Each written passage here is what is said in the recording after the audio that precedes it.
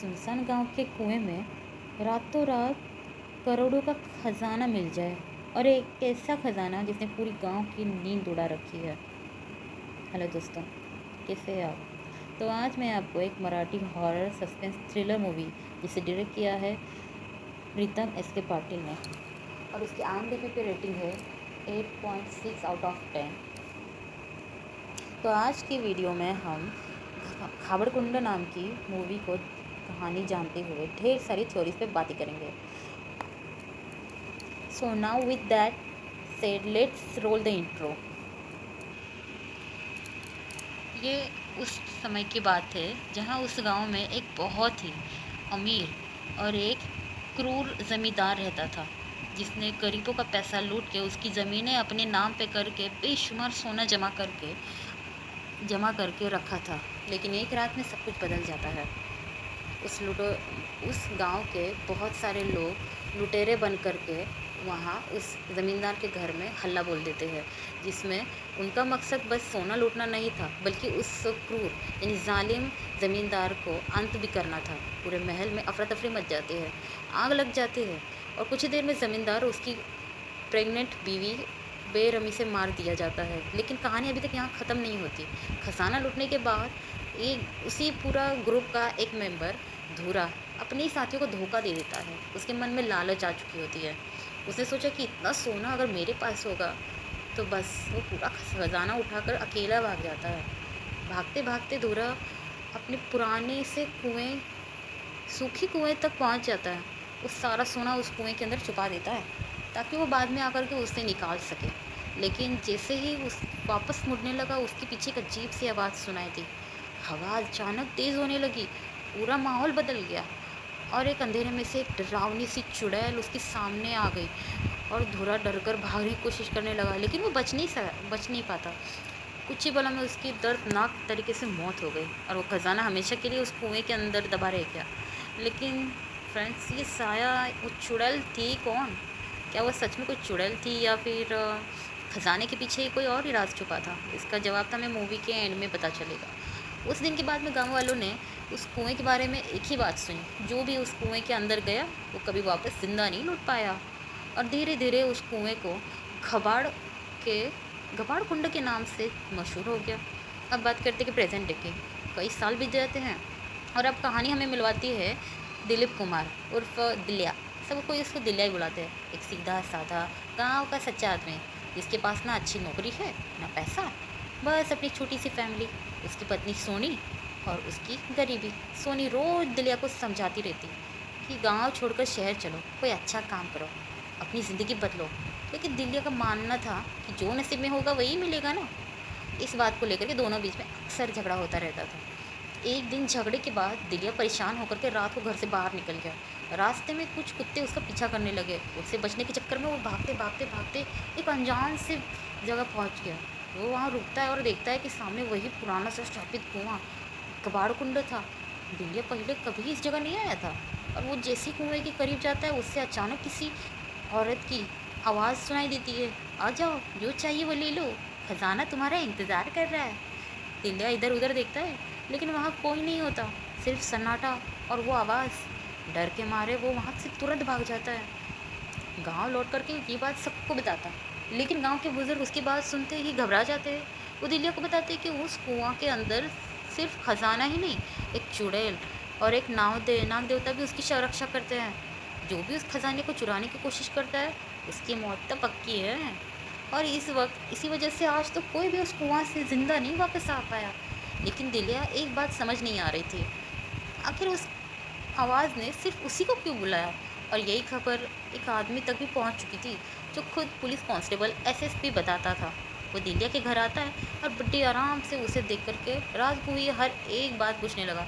शुरू में देखकर लगता है कि जैसे वो इन्वेस्टिगेशन करने आया हो, लेकिन दोस्तों, एसएसपी असल पुलिस वाला था ही नहीं। उसका असली मकसद उस श्रापित खजाने तक पहुंचना था।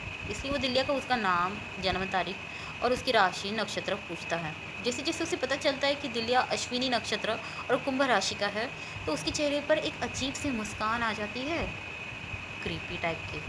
और जैसे कि उसे वही आदमी मिल गया जिसका उसे और उसके 21 सालों से इंतज़ार था। एसएसपी बिना कुछ बताए सीधा एक पुराने खंडर की तरफ भागता है। वहाँ उसकी मुलाकात होती है इस मूवी के कुछ इंपॉर्टेंट कैरेक्टर से। वही दिलिया को यही नहीं पता था कि उस कुआं तक पहुँचने की खबर कुछ और लोगों तक पहुँच रही है। सबसे पहले ये बात पहुँचती है खांगरी तक, एक ऐसा आदमी जिसने अपना पूरा परिवार सालों तक उसी खजाने के खाने का इंतज़ार कर रहा था और किसी भी कीमत पर वो उसे वापस ले के रहेगा। खांगरी अकेला नहीं था, उसके साथ उसकी देवी जो तांत्रिक विद्या और काले जादू पर यकीन करती रखती थी, और उसकी छोटी सी बेटी सूली, क्योंकि खजाने मिलने पर उसे एक अनमैरिड लड़की ही छू सकती थी। सूली को इसलिए रखा गया था। इस साथ ही एक बाबा जो पुराने ग्रंथों और तांत्रिक विद्या को ज्ञाता था। बाबा एक पुरानी कुंडली को देखकर सबको बताता है कि कहानी कहानी खजाने तक पहुंचने हर एक किसी के बस की बात नहीं है। यहाँ सिर्फ वही इंसान उस खजाने का असली अधिकारी बन सकता है जिसका जन्म अश्विनी नक्षत्र में हुआ हो और जिसकी राशि कुंभ हो। और हैरानी की बात है कि यही थी उन दोनों योग सिर्फ दिलिया में ही था। अब खांगरी बागा और देवी दिलिया को अपने साथ ले जाने की तैयारी करते हैं, लेकिन एक प्रॉब्लम थी। दिलिया किसी की कीमत पर उस श्रापित कुआं के पास दोबारा नहीं जाना चाहता था। उसके दिमाग में अब भी वही डरावनी आवाज़ गूंज रही थी। गांव वालों ने उसकी बातें उसका डर और बढ़ा दी थी। दूसरी तरफ सोनी को लगता है कि शायद उनकी गरीबी ख़त्म होने का आखिरी मौका है। वो दिलिया को समझाती है कि गरीबी ज़िंदगी भर गरीबी में जीने से अच्छा है कि एक बार कोशिश कर लो। दिलिया अब भी मना कर रहा था। इसी बीच में कहानी में एंट्री होती है मेहर, जो सोनी का बड़ा भाई था। मेहर को भी खजाने की खबर मिल चुकी थी। उसे लगा कि दिलिया सच में खजाना ढूंढ लेगा और उसकी भी किस्मत चमक जाएगी, इसलिए वो दिलिया को मनाने लगता है। अब एक तरफ सोनी और दूसरी तरफ मेहर, तो तीसरी तरफ वो बाबा और खंगरी। हर कोई दिलिया को सिर्फ एक ही बात समझा रहा था, तुम्हारे बिना खजाना नहीं मिल सकता। तो लेकिन दोस्तों आखिरकार काफ़ी समझाने के बाद और दबाव के बाद दिलिया मान जाता है, लेकिन एक शर्त रखता है, जो भी होगा सब लोग साथ रहेंगे। बाबा भी उसकी बात मान लेता है, लेकिन अब उसके मन में कुछ और ही चल रहा था, क्योंकि बाबा जानता था कि कबाड़ कुंड के अंदर हर इंसान जिंदा वापस नहीं आएगा। अगले दिन सुबह पूरा सामान तैयार किया जाता है, मशाल, रस्सियाँ, तांत्रिक सामग्री और एक बकरा। दिलिया हैरान हो जाता है और पूछता है बकरा क्यों। तभी बाबा बताता है कि कबाड़ कुंड के में प्रवेश करने के लिए उसे एक तांत्रिक विधि करनी होगी और उस विधि के लिए बलि देना ज़रूरी है। बलि दिलिया को ये सब अजीब लगता है, लेकिन अब वो इतना आगे आ चुका था कि पीछे मुड़ने का कोई फ़ायदा ही नहीं था। शाम होने से पहले सब लोग गबड़गुंडे के पास पहुंच जाते हैं, और एक तरफ बाबा, दूसरी तरफ देवी, तीसरी और उसकी बेटी सूली और मेहर, खांगरी बीच में दिलिया। सबके चेहरे पर अलग अलग इमोशन थे। किसी को सिर्फ सोना दिख रहा था, किसी को बस अपनी मौत दिख रही थी। जैसे ही बाबा कुआं के पास पहुंचता है तो वो अपनी तांत्रिक विधि शुरू कर देता है और मिट्टी पर कुछ चिन्ह बनाता है, वो मंत्र पढ़ना शुरू कर देता है। धीरे धीरे पूरा माहौल बदल जाता है, तेज़ हवा चलने लगती है, मशाल की लौ हिलने लगती है, पेड़ों और पत्तों ज़ोर ज़ोर से हिलने लगते हैं। एक अजीब सी बेचैनी सबके चेहरे पे दिख रही थी। विधि पूरी होने के बाद बाबा सबको एक ही बात समझाता है, अंदर जो भी दिखे उसे देखकर घबराना नहीं, कोई भी आवाज़ देकर बुलाए तो पीछे जाना नहीं। सबसे ज़रूरी बात, खजाने को बिना मेरी इजाज़त के हाथ मत लगाना। सब लोग हाँ में सर हिला देते हैं।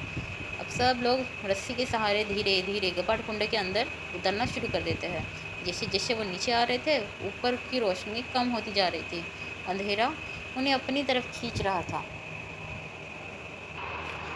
कुछ देर बाद सब लोग नीचे पहुंच जाते हैं, लेकिन यह सब देख करके सब हैरान हो जाते कि कुआं के अंदर सिर्फ मिट्टी ही नहीं, अंदर पुराने सुरंग भी बनी थी, जैसे किसी ने सदियों पहले यहाँ अलग सी दुनिया बसा रखी दी हो। फिर ये सब लोग धीरे धीरे आगे बढ़ने लगते हैं। हालांकि सुरंग के अंदर में हर एक कदम पर नए खतरे उनका इंतज़ार कर रहे थे। कभी पत्थर गिरने लगते तो कभी अजीब सा आवाज़ गूंजने लगता, कभी किसी के चलने की आहट सुनाई देती थी, लेकिन पीछे मुड़कर देखते ही वहाँ कोई नहीं था। और सबसे अजीब बात ये थी कि दिलिया को बार बार उसी औरत की आवाज़ सुनाई दे रही थी, कभी दूर कभी बिल्कुल पास। बाकी कुछ लोगों को तो कुछ सुनाई नहीं दे रहा था और ना ही नज़र आ रहा था। फिर कुछ देर के बाद में सबके सामने एक बहुत बड़ा सांप आ जाता है। इसकी फनकार पूरी सुरंग में गूंजने लगती है। मासूम सूरी डरकर अपनी माँ देवी से चिपक जाती है, लेकिन बाबा उसको हाथ से इशारा करते हुए खूब बोलते हैं कि कोई घबराएगा नहीं, ये सिर्फ शुरुआत है। कुछ देर के बाद सब लोग खुली जगह पर पहुंच जाते हैं। बाबा कहते हैं कि यहीं से असली विधि शुरू होगी। वो बकरे को आगे लाता है, तांत्रिक मंत्र पढ़ना शुरू कर देता है। देवी भी उसकी साथ देने लगती है। जैसे ही वो मंत्र पढ़ता है, खजान अचानक हजारों चमगादड़ अंधेरे से निकलकर उन पर फिर से हमला कर देते हैं। मशाल फिर से हिलने लगती है। सब लोग अपनी जान बचाने के लिए इधर उधर भागने लगते हैं। सूली जोर जोर से रोने लगती है। एसएसपी का डर अब उसके चेहरे पे साफ नजर आ रहा था, लेकिन बाबा बिना डरे अपने मंत्र और तांत्रिक शक्तियों से उन चमगादड़ों को रोक देता है। धीरे धीरे सब कुछ शांत हो जाता है, लेकिन ये शांति ज़्यादा देर तक नहीं टिकने वाली है थी। वह एक एसएसपी पूरी तरह टूट चुका था। वो खांगरी से कहता है कि यहाँ मैं 1 मिनट भी नहीं रुकूंगा, लेकिन खांगरी उसका कॉलर पकड़ लेता है और गुस्से में कहता है कि इतने सालों का इंतज़ार किया है मैंने, तो खजाना के बिना कोई भी यहाँ से वापस नहीं जाएगा। तो पहली बार खांगरी अपना असली राज सबके सामने खोलता है कि वो बताता है कि वो सदियों पहले जिस धूरा ने खजाना इस कुआं में छुपाया था, वो उसका ही पूर्वज था।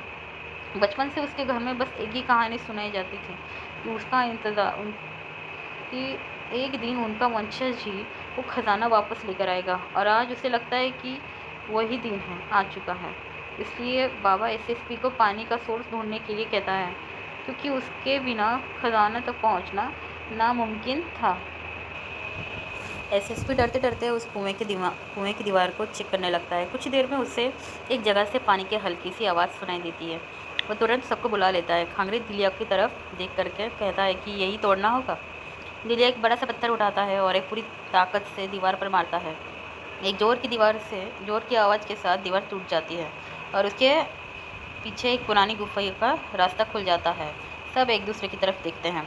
उन्हें समझ आ चुका था कि असली सफ़र अब शुरू हुआ है। गुफा का रास्ता बहुत ही खतरनाक था। नीचे जहरीली बिच्छू घूम रहे थे। हर एक कदम संभल कर रखना पड़ता था, और इसीलिए सब लोग दिलिया को सबसे आगे चलने के लिए कह रहे थे, क्योंकि वह अजीब सी आवाज़ को सुन सकता था। कुछ ही कदम चलने के बाद में दिलिया को फिर से वही औरत की आवाज़ सुनाई देती है, लेकिन इस बार वो चीख नहीं रही थी। इस बार वो एक लोरी गा रही थी। उस लोरी में इतना दर्द था कि वो दिलिया के कान दर्द करने लगते हैं। और फिर वही आवाज़ धीरे से कहती कि आओ अपना खजाना ले जाओ, जैसे कोई उसे अपनी तरफ खींच रहा हो। दिलिया बिना सोचे समझे उस आवाज़ का पीछा करने लगता है। बाकी सब उसके पीछे चल पड़ते हैं, लेकिन एसएसपी अब भी पीछे ही रह गया था। और तभी उसकी नज़र ऊपर जाती है। वो देखता है कि उसे देख करके उसकी रूह काँप जाती है। उसका पूरा ऊपर का हिस्सा इंसानी हड्डियों से भरा था। ये वही लोग थे जो सालों पहले खजाने की लालच में यहाँ आए थे, लेकिन जिंदा वापस नहीं जा पाए। एसएसपी घबरा कर भागता हुआ दोबारा सबके सामने आ जाता है। और दोस्तों, अब तक जो भी हुआ था वो सिर्फ एक वार्निंग थी। असली खौफ तो उनका इंतज़ार कर रहा था। बाबा अगली तांत्रिक क्रिया शुरू कर देता है। इस बार वो अपनी बेटी सूली को सब उनके सामने लेकर आती है, और वो प्यार से उसे समझाती है कि अगर तुम यह पूजा करोगी तो तुम्हारे डॉल के लिए सोने का हार ला दूंगी। मासूम सूली बिना कुछ समझे मान जाती है, और उसके बाल उतारे जाते हैं। साथ उसके सर पर चंदन लगाया जाता है, और बाबा मंत्र पढ़कर उसे बेहोश कर देते हैं। सब लोग चुपचाप ये सब देख रहे होते हैं। किसी को अंदाज़ा नहीं था कि अगले ही पल में सब कुछ बदलने वाला था। अचानक पूरे केव में एक बहुत ही डरावनी ग्लोरी गूंज उठती है। सब लोग देख करके एक साथ पीछे मुड़कर देखते हैं। तभी उनके होश उड़ जाते हैं कि वही सफ़ेद साड़ी पहनी हुई डरावनी सी चुड़ैल अपनी गोद में सूली को बिठाकर उसे प्यार से रोली सुना रही होती है। देवी चीखते हुए अपनी बेटी की तरफ भागती है, लेकिन चुड़ैल बस अपनी आवाज़ की ताकत से उसे दूर फेंक देती है। खांगरी भी उससे आगे बढ़ता है, लेकिन उसका हाल भी वही होता है। दिलिया भी सूली को बचाने के लिए कोशिश करता है, लेकिन वह भी उस शक्ति के सामने टिक नहीं पाता। डर के मारे एसएसपी वहाँ से भागता है, और इस बार वो सच में बाहर निकलना चाहता था, लेकिन इस बार वो कुआं के मुहाने तक पहुँच जाता है, और उसके पैरों तले ज़मीन खिसक जाती है कि रस्सी गायब। एक शराबी ने लालच में आकर के उससे पहले ही बाहर खींच लिया था, और अब ना बाहर जाने का रास्ता था और ना ही मौत से बचने का रास्ता। और दोस्तों, अब तो सब खजाने को ढूंढ रहे थे, लेकिन अब लग रहा है कि जैसे सब घबराहट की वह श्रापित आत्मा सब उन्हें ढूंढ रही है। एसएसपी समझ चुका था कि अब वो इस श्रापित कुएं के अंदर फंस चुके हैं। बाहर निकलने का कोई रास्ता नहीं बचा। मजबूरन वो वहाँ दोबारा बाबा और बाकी सब लोगों के पास लौट आता है। लेकिन इधर देवी एक माँ बन चुकी थी। उसे ना खजाने की परवाह थी और ना ही किसी भी रिचुअल की। उसकी नज़र में बस अपनी बेटी सूली थी। वो रोते हुए बाबा से कहती है कि बाबा, मेरी बेटी को बचा लीजिए। इस चुड़ैल ने मेरी बेटी को अपने कब्जे में कर लिया है। बाबा तुरंत अपनी तांत्रिक क्रिया शुरू कर देते हैं। वो लगातार मंत्र पढ़ने लगता है और वो उस आत्मा को काबू में किया जा सके। एक पूरा माहौल एक बार फिर मंत्रों की आवाज़ से गूंज उठता है, लेकिन उस चुड़ैल की ताकत भी किसी से कम नहीं थी। ऐसा लग रहा था कि वो हर एक मंत्र का जवाब अपनी खामोशी से दे रही हो। इसी बीच दिलिया अचानक बेहोश होने लगता है। उसकी आंखों के सामने एक अजीब अजीब पल तस्वीरें चलने लगती है, जैसे कि कोई उसको सदी पुराना का सच दिखाने की चाहता हो। और दोस्तों यही मूवी का सबसे बड़ा ट्विस्ट होता है। सीन फ्लैशबैक में जाता है और हमें देखते हैं कि वही अमीर ज़मींदार, उसकी हवेली में शुरुआत में हमला हुआ था, लेकिन इस बार वो कहानी उसकी नहीं बल्कि उसकी बीवी की थी। वो अपने होने वाले बच्चे के लिए बहुत खुश थी। उसने अपने छोटे छोटे कपड़े, खिलौने जैसी यादें पोटली में संभाल के रखी थी। उसके चेहरे पर एक माँ वाली खुशी साफ दिख रही थी, लेकिन उसकी खुशी कुछ पल की मेहमान थी। तभी धूरा और उसकी साथी हवेली के अंदर घुस जाते हैं। हर तरफ खून, चीखें, मौत का तांडव शुरू हो जाता है। अपनी जान बचाने के लिए वो एक औरत एक लकड़ी के बॉक्स के अंदर छिप जाती है, लेकिन धूरा उसे ढूंढ लेता है और उसको बिना कोई रहम किए उसको बेरहमी से कत्ल कर देता है। मरने से पहले वो सिर्फ एक ही चीज़ बचाने की कोशिश कर रही थी, अपने बच्चे की वो पोटली। लेकिन धूरा वो पोटली उससे छीन लेता है और उस औरत का दर्द, उसकी अधूरी ममता, उसका बदला उसी धुएं के अंदर एक श्रापित आत्मा बनकर रह जाती है। इसी वजह से जब धूरा ने खजाना कुआं के अंदर छुपाया था, तभी वो आत्मा उसे खींचकर अंदर ले गई थी और उसकी जान ले ली थी। इधर दिलिया एक झटके में होश आ जाता है और उसे समझ आ रहा था कि चुड़ैल एक खूनी आत्मा नहीं बल्कि एक माँ भी थी, जिसके साथ बहुत बड़ा अन्याय हुआ था। फ्लैशबैक खत्म होते ही दिलिया उस जगह का पता चल जाता है जहाँ पर सदियों पुराना खजाना छुपा था। जैसे ही उसे सब जगह पर पहुँचते हैं, सबकी आंखें खुली की खुली रह जाती हैं। उसके सामने सोना, हीरे, जवाहरात और बेशुमार दौलत का ढेर पड़ा हुआ था। इतना सोना देख कर के खांगरी की आंखों में लालच और बढ़ जाता है। एसएसपी की भी खुशी से पागल होने लगता है, लेकिन बाबा उन्हें तुरंत रोक देता है और वो कहता है कि खजाने को कोई हाथ नहीं लगाएगा, क्योंकि इस खजाने को सबसे पहले एक कुंवारी लड़की ही हाथ लगा सकती है। यह भी रिचुअल का एक हिस्सा था, इसलिए खांगरी तुरंत सूली को ढूंढने के लिए निकल पड़ता है। इसी बीच देवी दिलिया के पास आती है और उसकी आंखों में आंसू थे। वो हाथ जोड़ कर कहती है कि मेरी बेटी को बचा लो, वो उस चुड़ैल के कब्जे में है। दिलिया कुछ समझ नहीं पा रहा था। एक तरफ खजाना, एक तरफ मासूम सी बच्ची, तीसरी तरफ वो रहस्यमय चुड़ैल। लेकिन फिर भी सबकी नज़रें उस सदियों पुरानी खजाने पे टिका हुआ था। लेकिन जहाँ खांगरी एसएसपी सिर्फ सोना दिख रहा था, इसी बीच खांगरी सूली को लेकर वापस आ जाता है। बाबा के मुताबिक रिचुअल का पहला नियम, खजाने को सबसे पहले कुंवारी लड़की ही छू सकती है। इसलिए खांगरी ने प्यार से सूली को कहता है कि बेटा, अपनी डॉल के लिए एक सोने का हार उठा लो। मासूम सूली बिना किसी डर के खजाने को पास जाती है और जैसे ही ये गोल्ड का नेकलेस उठाती है, सब लोग की सांस की रोक करके उसकी तरफ देखने लगते हैं। लेकिन उसके साथ कुछ भी नहीं होता। खांगरी के चेहरे पर खुशी साफ दिखने लगती है। उसे लगता है कि अब सबके सपने पूरे होने वाले हैं। लेकिन जैसे ही दिलिया खजाने के पास आता है, उसे छूने की कोशिश करता है, अचानक एक बहुत बड़ा धमाका होता है और दिलिया जोर से पीछे जाकर गिरता है और खजाने के अंदर एक विशाल डरावनी आत्मा प्रकट हो जाती है। उसका रूप किसी इंसान की तरह नहीं बल्कि एक श्राप की यानी राक्षस की जैसा था। उसका आवाज़ पूरे कुआं में गूंज उठती है और वो कहता है कि ये खजाना श्रापित है, जो भी इसे चुराने की कोशिश करेगा मैं उसकी मौत बन जाऊंगा। अगले ही पल वो राक्षस सीधा एसएसपी के शरीर में प्रवेश कर जाता है। एसएसपी की आंखें बदल जाती है और उसकी आवाज़ बदल जाती है और वो एक इंसान नहीं रहा, वो एक खजाने का रक्षक बन चुका था। इससे पहले वो दिलिया पर हमला कर पाता, दिलिया अपनी जान बचाने की कोशिश करता है, लेकिन रक्षक की ताकत के सामने वो बिल्कुल कमज़ोर था। तभी एक और चमत्कार होता है। वही चुड़ैल जो अब तक सबको डरा रही थी, इस बार देवी के शरीर में प्रवेश कर जाती है और देखते ही देखते रक्षक बने एसएसपी और देवी के बीच में ज़बरदस्त एक खतरनाक फाइटिंग शुरू हो जाती है। पूरा कुआं उनकी शक्तियों से कांप उठता है, पत्थर टूटने लगते हैं, आँख की लपटें उड़ने लगती है और कुछ ही देर के बाद में देवी एसएसपी को हमेशा के लिए मार डालती है। लेकिन लड़ाई यहीं ख़त्म नहीं होती। अब चुड़ैल का अगला निशाना बाबा था, क्योंकि वो बाबा के मंत्र उसकी शक्तियों को कमज़ोर कर रहे थे और वही धीरे धीरे बाबा उसकी तरफ बढ़ने लगता है। इसी वक्त दिलिया के बीच में आ जाता है और बाबा को जल्दी से उसे पोटली पकड़ा देता है और कहता है इस पोटली को आग में डाल दो, इससे इस आत्मा को मुक्ति मिल जाएगी। दिलिया बिना सोचे समझे उस पोटली को आग की तरफ बढ़ने लगता है, लेकिन जैसे ही वो आग के पास पहुंचता है, वही चुड़ैल के सामने आ जाती है और इस बार उसकी आंखों में गुस्सा नहीं था, बस आंसू थे। वो धीरे से कहती है, मैं तुम्हारी माँ हूँ। दिलिया एकदम सन्न रह जाता है।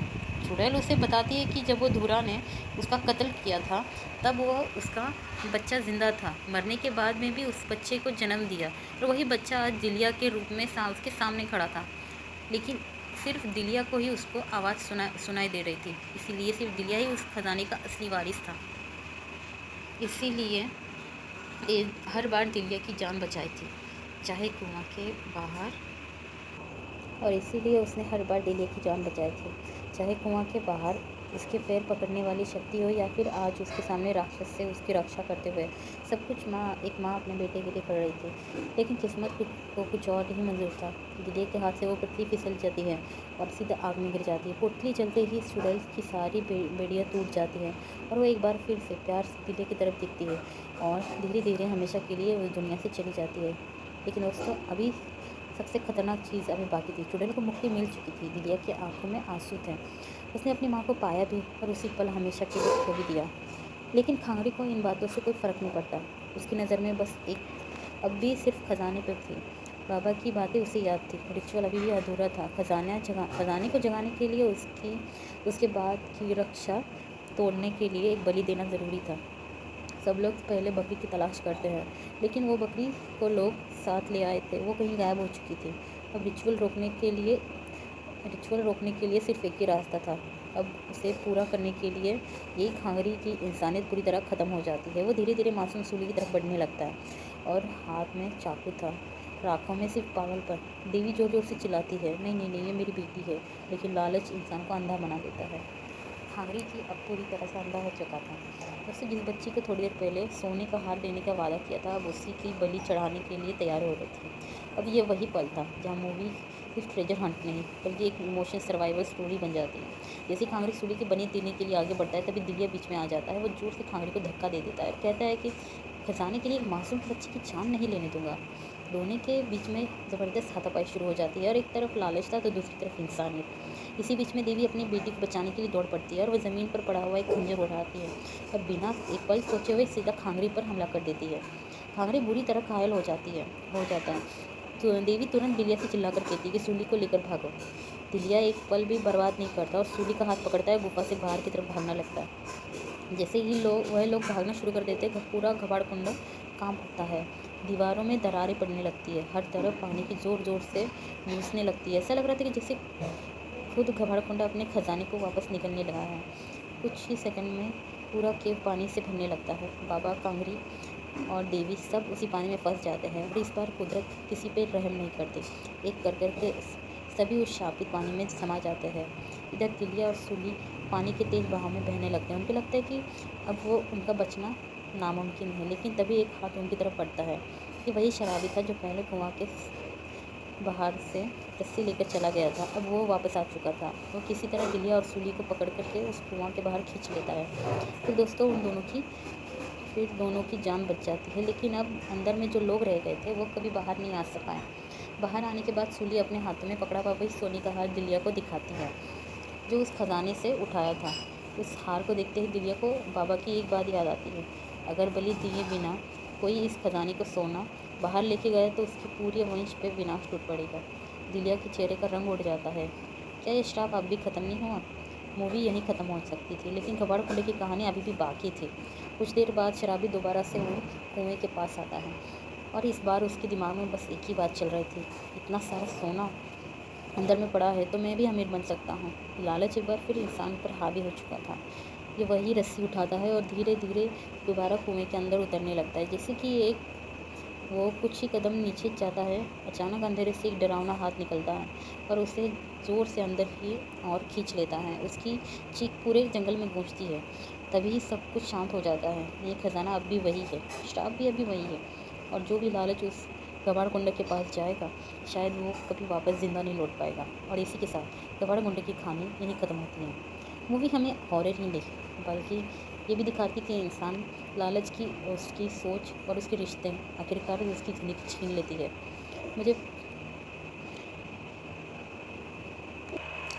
कबाड़कुंड के बारे में कुछ दिलचस्प थ्योरीज भी है जो मैं आपके सामने रखना चाहती हूँ। कुछ लोगों का मानना है कि केव का भूत और उस पेट में पल रहा बच्चा एक ही अलौकिक शक्ति के रूप है जो खजाने की रखवाली करते हैं। और एक थ्योरी ये भी है कि केव में असली खजाना तो है ही नहीं बल्कि एक सब जाल है जो लोगों को लालच में देकर के फंसाने में बनाया जाता है। अंत में कुछ भी यह सोचने हैं कि दिलिया को खजाना पाने के लिए अपनी जान की बाजी लगा देता है। अब वही उस जगह का नया हिस्सा बन जाता है। अगर आपको ये कहानी पसंद आई है तो वीडियो को लाइक करें, कमेंट में बताएं कि दिल्या ने क्या किया होगा। आप अपना कमेंट में ज़रूर बताएं। अगर आपको ये कहानी पसंद आई तो वीडियो को लाइक करें और कमेंट में ज़रूर बताएं कि दिल्या ने उस हार का क्या किया होगा, ज़रूर बताएं। अगर आपको ये कहानी पसंद आई तो वीडियो को लाइक करें, शेयर करें और सब्सक्राइब करें। Thank you for watching.